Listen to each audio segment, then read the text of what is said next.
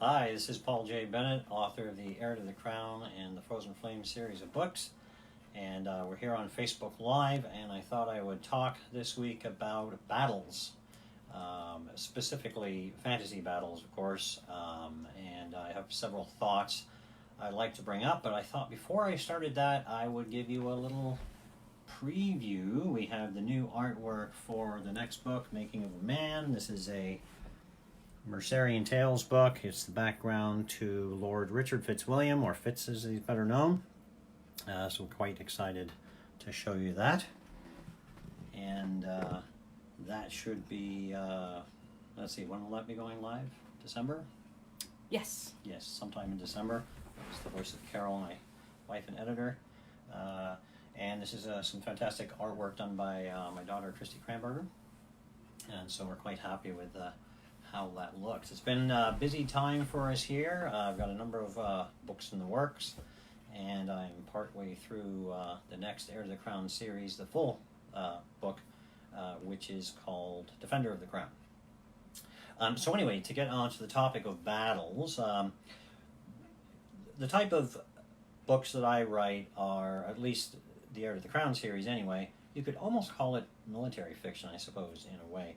I've always been a student of history. I've enjoyed history. I don't have a degree in it or anything, but I've always found it quite fascinating, and so I've studied it quite extensively. I have lots of books here that would be proof of that. And of course, the internet has been wonderful for gaining information. But I want to talk today more about using battles in a storyline. I think that's something that I haven't seen a lot of articles on. So first of all, let's get some definitions down here. When we're talking about battles, I'm not talking about individual combat. I'm not talking about duels or somebody fighting, a guard captain. I'm talking about an actual battle. This could range from a smaller skirmish with a couple of dozen people to a large battle with hundreds, if not thousands, of warriors. So this is the type of thing that I wanted to address. So first off, when you're talking about fights, you have to tie it into the characters. Nobody wants to read about a battle that the characters have no input into. Sometimes, the characters that are involved in the battle will be on the periphery of the battle, in which case you're not going to spend a lot of time detailing it. In other cases, they may actually be in charge of the battle, and so that's going to become more mainstream. Now, one thing that I like to do is once the battle commences, I like to bring it down to the level of the characters. And I've had people tell me that they really enjoy the battle scenes that I write. So very often you'll see, for example, in the earlier books, Gerald is fighting in a battle, and we get down to the nitty-gritty. He's swinging his sword, he's stabbing, he's bashing with his shield, he's using the edge of his shield. Don't be afraid to try maneuvers, kicking. One of the sort of precepts of the character of Gerald Matheson is that war is messy. War is about surviving. You do whatever it takes in order to fight and win the battle. And I do have some rather gritty scenes, so I've been told, and I think that helps define his character. Don't be afraid to use other things in battle. It's not just about stabbing with a sword or slashing with a sword. And you should, not be afraid to do things like maybe smashing with the pommel of the sword, using elbows, any part of the body actually. Not to mention, we have one of our dogs in here that wants to see what we're up to. That was Tilly that you just heard. So these are different things that you can do. And if you have horses involved, war horses in particular, there's all kinds of things they can do. They can move people aside by shifting and knocking people over. They can rear up. They can kick out with hooves. They can stomp on people that are on the ground. They can bite. There's all kinds of different things that they can use. Now, if you're talking about medieval fighting, you always have to be aware what kind of armor and so on they have, on the different sides of the battle. Because quite frankly, if people are dressed in plate mail, for example, or plate armor, swords aren't going to do too much. You're going to need hammers, maces, things along that line, maybe bill hooks if you're talking about infantry, and so on. So you want to sort of keep that realism. In the Heir to the Crown series, the Mercerians are really the only troops that have metal plates on their chainmail, and a lot of their enemy are wearing lighter armor. The Norlanders, for example, don't have really any heavy armor because of the scarcity of iron in the place they call home. Weldwin, they have chainmail, but we don't really see Mercerians fighting Weldwin. We see them fighting together against a common enemy, but in this case, they're relatively lightly armored. So these are things that you want to consider if you're going to go that route and have people with heavy armor. Now, another thing I want to talk about is tactics and strategy. If it's just a skirmish, there's not a lot to really worry about, but when you start getting into full-pitch battles, you should start thinking about how they're going to use these troops. And in most medieval battles, you're essentially looking at three types of troops. You've got footmen, you've got bowmen or archers, whatever you'd like to call them, and you've got cavalry. Now, there are different kinds of cavalry. You have, most of the time when people think of cavalry, they think of knights, and there's nothing wrong with having knights, providing you use them correctly. Knights are going to be mounted on very large horses. They're going to be heavily armored. They're not maybe as mobile as you might think. A lot of people seem to think that knights would be charging across the battlefield and rushing the enemy lines. Knights would be kept in reserve until the most critical time where they could be deployed. Now, of course, there's going to be historical battles where this wasn't the case, but I'll come back to that a little bit later.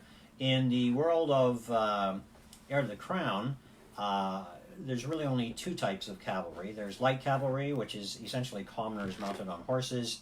They tend to have relatively light armor, but they're fast, they're mobile. And so they're going to be much more useful for scouting or catching raiders, which is kind of a recurring theme in some of the books. Archery, unless you have really powerful missile weapons, there's going to be limited effect there. We use the term, a lot of people use the term longbow, shortbow. Of course, these are not terms that were used historically, but when writing fiction, many people will use these because they're terms that people are familiar with. You say, especially for those that play role-playing games, whether it's computer-based, paper-based, whatever, you say a short bow, they know what you're talking about. You say a long bow, they've got a really good idea of what you're referring to. And so you want to be aware of what are the capabilities of these weapons. In the Mercerian books, the elves have something called an elven bow, and it's quite capable of penetrating heavy armor. Well, maybe not plate armor, but certainly chainmail. Most of the stories are not from the viewpoint of an archer, so we don't worry about defining, there are actually different arrowheads, bodkins, and so on.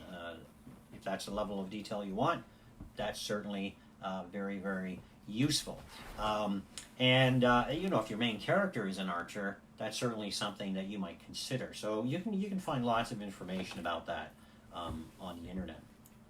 Footmen, generally, you have essentially two types of footmen, and we're not talking about knights on foot. That's something completely different. But you would have the sort of professional man-at-arms, if you want to call them that. Of course, you can use different terms. They will typically be professional soldiers with decent armor, depending on where they're from, maybe chainmail, for example.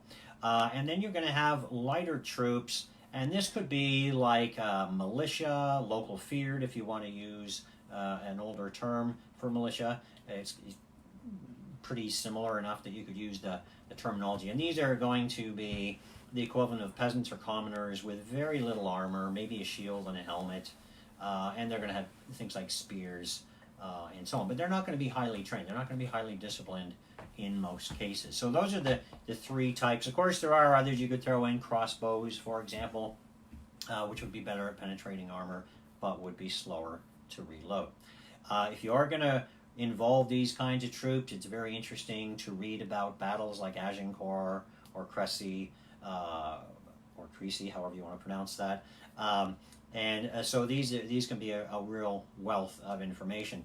The world of Merceria, I was always kind of inspired by the period close to the Norman conquest. So I tend to have them armed and armored, and use tactics from that type of time period. So shield walls were popular back then.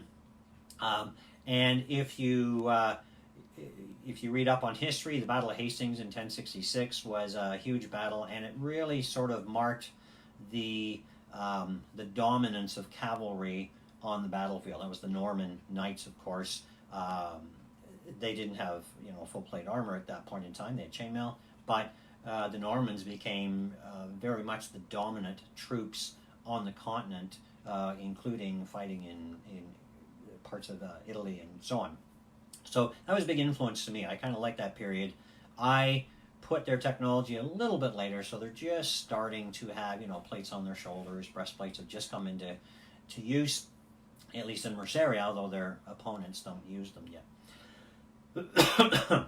Now, one of the things I also like to look at is there is evidence to support the fact that armies in that time period, and once again we are talking fantasy, but it's modeled on human history. They were more disciplined than they often get credit for. When you watch a movie, and let's put this out there right now. I love a good fight scene in a movie, even if it is just hordes of people whacking away at each other with weapons. But that's not realistic. If you look once again at the Battle of Hastings, King Harold of the Saxons in England, his shield wall held for quite a long period of time before it was finally broken. Now, whether that was a feigned withdrawal by the Normans or whether they actually did start to retreat, who knows? Of course, in that case, we know that the Normans wrote the history, being the victors. But there's not to say they couldn't have done a feigned withdrawal. That is a very difficult tactic to do. You need highly disciplined troops. Let me just check my notes here. So yeah, combined arms is something that I always find fascinating. How do you deploy your men in battle? Typically, in my books, the archers are deployed on the flanks. Why don't they just sit behind the infantry and fire overhead? Because in real life, if you're doing that, you can't see the enemy to shoot at them. So it's going to be very hard to range your shots, unless it's a prepared position and so on. So you have to take things like that into account. Another problem that people can run into in fiction is finding the enemy.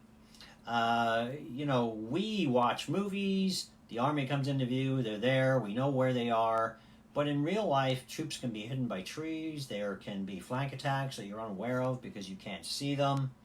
Normally you would have some kind of scouts, once again, where light cavalry could come into play, as what we would today call pickets, although that term wasn't necessarily used back then. And they would report back on how close the enemy was. Now, in my books, we do have a magic user with a familiar, a crow, or actually he's not a crow, he's a black coaster, which is a type of bird, and he can see through the bird's eyes. So I can use that as a literary technique to explain what's happening. So that's always useful as well. So finding the enemy is one deal, and then the other thing is we live in the modern age. Combat in the modern age tends to be very highly mobile. We have tanks, we have aircraft, other types of vehicles, whether it's hovercraft, that's more for amphibious landings, and so on. Even Humvees or whatever, armored cars, all kinds of things, moving quickly. In this kind of a time period, once troops get into melee, there's not going to be a lot of movement until somebody breaks. And it's not about slaughtering everybody on the on the battlefield. It's about breaking their will to fight, destroying their morale. I think they even mentioned that in one of the books. I believe that was in Shadow, I think, if I'm not mistaken. So you have to break their will to carry on the fight. That doesn't mean you're going to be slaughtering 90% of their troops. Casualties in the order of maybe 30 or 40% were probably more reasonable, with many others running away, and so on. You can make it as epic or disastrous as you want to, of course. That's entirely up to you as the author. But these are just kind of things that you might want to consider. Now, because we are talking about fantasy, one of the things we have to address is the use of magic. Now, I made a very conscious decision when I was creating my world. Magic is not extremely powerful. It's deadly in terms of one-on-one combat, but you cannot lay waste to entire armies with, I don't know, like a fireball or something like that. This is just not going to happen. And you know, those that are familiar with games like Dungeons and Dragons, of course, you have a high-level magic user, wizard, whatever you'd like to call him. He can lay waste to all kinds of stuff. And so I decided that's not going to be the case here. Because if you think about it, if they were that powerful, why would you have armies? You just have mages. So it kind of defeats the purpose. Also, unless all your characters are going to be mages, you want your characters to play a critical role. If mages are so powerful and your main character is some warrior, he's going to be shoved aside while the mages do their thing. So I made that very conscious decision. It's quite clear that an individual mage against one opponent is dangerous. Against many opponents, that's a whole nother ballgame. Now, you also want to make sure that your magic is going to be interesting to the battle. Just having people fling fireballs back and forth, yeah, it's kind of boring. Fireballs, everybody does fireballs, right? Now in my game I have different kinds of mages, so there are fire mages, earth mages, and so on. So I came up, and these are used in various books. I won't go into which book uses which, but in at least one battle I have an earth mage that creates mounds of earth on which the troops defend themselves, giving them a slight advantage, like a height advantage. I also have in mind other things. For example, let's say you have a water mage. A water mage could conceivably soak the ground with water, making it muddy, or maybe they could create a wall of ice that would act as a defensive wall to help protect people. Of course, an earth mage could do something like that as well. So these could all have an effect without, you know, destroying hordes and hordes of people. I also have enchanters. What would enchanters do? They enchant the troops to make them able to hit their targets better or be more effective with missile fire or something along these lines. Those are minor increases. We're talking about an incremental increase of the capabilities of the troop, rather than making them some all-powerful entity that, you know, destroys everything in their path. Some examples of that. When I wrote Sword of the Crown, I'll warn you, there's a little spoiler here if you haven't read Sword of the Crown.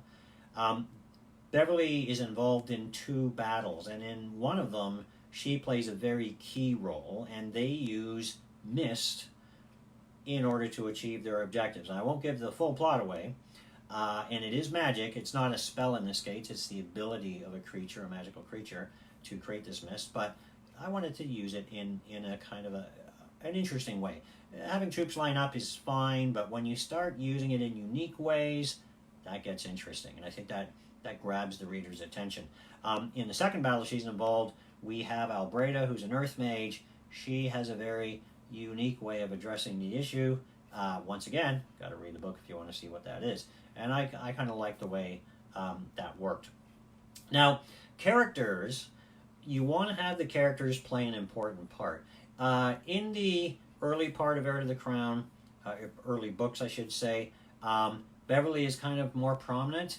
Gerald begins to become more prominent. As the series progresses, Gerald becomes, of course, a commander, a general, and eventually the marshal of the army. I don't think I'm giving anything away with that. You can sort of tell that from the blurbs on the book.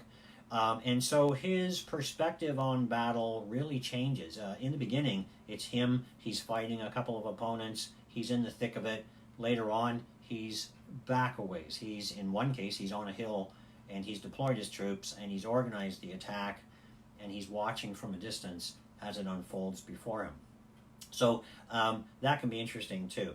Also, don't be afraid to flip the point of view if you have multiple characters. And sometimes it can be interesting to introduce those different characters just so you can show different things that are going on in the battle. When I do a battle, what I like to do is map it out. So I'll create a hex map on my computer. I use a program called Visio. I create like little squares that represent the counters, the troops. I can then place them out. I move them around like an old-fashioned paper-based war game. I figure out how the battle is going to progress first. then I work it into the stories. Usually I do screen grabs to show me where the troops are going to be, and so on. And so I found that very, very useful for staging, if you will, staging the actual battle. Now, if you want a really good example of how characters can work outside of my own books, if you read the Bernard Cornwell books, and I'm talking specifically about his series on Richard Sharp, the rifleman, I know it's Napoleonic, but he has a great way of weaving the storyline around the famous battles that took place in Spain and Portugal during the Napoleonic Wars. And so we learn either the armies are meeting, whether it's the Battle of Talavera or Busaco or whatever, but then you find out how he, as a character, is interacting in the battle and the part that he's playing in the grander scheme of things. So those are a big inspiration to me, although it's not the same time period, of course, but the way in which he writes the characters in the battle, that was kind of my model. Leadership is a big deal. There are many examples of battles where a leader was either made the big difference or maybe in a negative way made the big difference. An incompetent leader can destroy everything. What's the expression? Snatching defeat from the jaws of victory, bumbling their way around. Think of things like the charge of the Light Brigade, where Lord Raglan ordered the cavalry forward, and through a sort of a bungling in communications led to generally a disaster. They'd still won the battle, mind you, but there was a big massacre there of the Light Brigade, the Light Cavalry. So that's a negative example. If you want to see or read about leaders that had a huge effect, I think the biggest examples that come to mind, I guess if you went to the ancient world, there would be more, of course. You could look at Julius Caesar. I was thinking in particular, of course, Napoleon Bonaparte, who they said was worth, like, I don't know, thousands of men. Or if you want to look from the Allied side, the Duke of Wellington was instrumental in a lot of his victories. He was the kind of leader that inspired the men in his own way, and as a result, he rose to prominence during that period. Now, part of writing epic stories, and I do, I really like the epic stories. I loved Lord of the Rings movies, particularly when you start getting into the Battle of Helm's Deep, which I really, really enjoy, or the Battle of Minas Tirith, the Siege of Minas Tirith, if you like. These all have that sort of epic quality. If you're going to have an epic quality, you want to have some charisma in the leaders. You want a leader that's going to inspire the men. And one of the easiest ways of doing that in a book is to have them make some kind of a speech. It's not just, let's go kill them. That doesn't inspire anybody. But if you think of all the great movies, someone's got to be up there and inspire the troops, you can think back to Braveheart, had a lot of historical inaccuracies, but the point is he makes this big speech about, what does he say? You can't take away our freedom. Something like that. It's been a while since I've seen Braveheart, so I have to excuse me if I don't remember that. So I try in the battles at the appropriate time. You want to have a speech. Prince Ulrich has a nice speech when he has to lead the men of Weldwin in to repulse the attack during a siege. And he, I think the line is, men of Weldwin, show our Mercerian allies that the men of Weldwin fear no foe, or something along these lines. It took me a while to come up with the right line, and I'm probably not getting the quote right because it's been a while since I wrote it. So you want to be able to inspire those. Now, there are some tropes. It's the last topic here. There are some tropes that I think maybe have been overdone. Not that they can't still be done if they're handled carefully. The big one for me is the small band fighting a much larger army. And you only have to look at a movie like The 300, and I like the movie, but I think it's a bit overdone. And it was based on a graphic novel. It's still an entertaining movie, but as historical fact, the Persians, I think in that movie, they're rumored to have a million men or something. There's no way a million men could survive, let alone feed a million men that were on the march. But still entertaining. But you've got to stay within the realm of believability, right? If maybe you're writing a modern military story and you have, a small squad of, I don't know, 4 or 5 people holding off thousands of the enemy, maybe you're pushing it a little too far, unless you've got some extra help. I don't know, maybe you've got mines or something along these lines to assist them. So getting the right odds, I think, is going to be important to keep it believable. Especially if you're moving armies around, you really wouldn't face an army that really overwhelmed you in terms of numbers unless you had a very distinct advantage. Once again, you can look at things like the Battle of Agincourt, but even then, scholars disagree as to the actual numbers involved. Yes, were the British outnumbered? Sure they were. In one sense, though, they had to make a stand. There was a lot of sickness and illness, dysentery and so on within the English army, so they really didn't have the option to retreat. It really was a desperate kind of a last stand. That's not portrayed in movies like Henry V that we just saw, or The King, pardon me, on Netflix. But still, it can still be entertaining as a story. But you want to make it believable. If people start losing their faith, or just feeling that the character is becoming too powerful, they lose interest, right? My aspect is always, my idea has always been to make the people human. They're not the most powerful people ever. The most effective fighter in the whole series, of course, is Dame Beverly, but even she had to really work hard. She's not just born into greatness. She has to train her whole life to really become that good at what she does. So another thing, one last thing on the same sort of topic is the siege.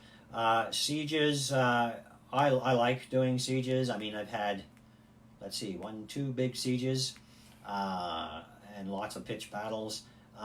In Fate of the Crown, the city of Winchester comes under siege. I had a lot of fun writing that. I had all kinds of people doing all kinds of things, but I brought it down once again to the human level. Well, human and orc and elf level. So it wasn't just about the armies climbing up ladders, it was about the individuals and what they did during the battle. You kind of have to bring that home to make it worthwhile. So that's pretty much it for this week. I hope you enjoyed the live cast here, or Facebook Live, and we'll see you in another 2 weeks.